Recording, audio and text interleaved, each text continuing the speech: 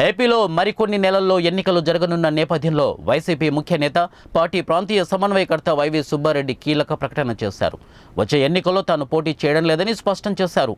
తాను 2019లోనే ఎన్నికలకు దూరంగా ఉన్నానని, ఈ విషయాన్ని అప్పట్లోనే సీఎం జగన్కు వివరించానని తెలిపారు.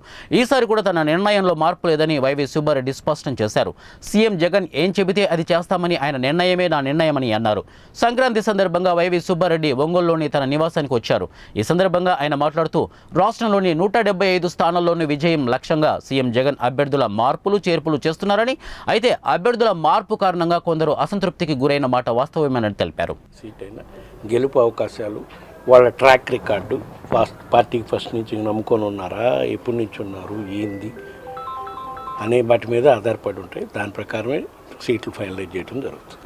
అవుతాయి. ఇంక ఇప్పటివరకు మార్పులు చేర్పులు జరిగినాయి కదా, ఇంకేమన్నా ఒకటి రెండు ఉంటే ఉండొచ్చు. అవుతాయి.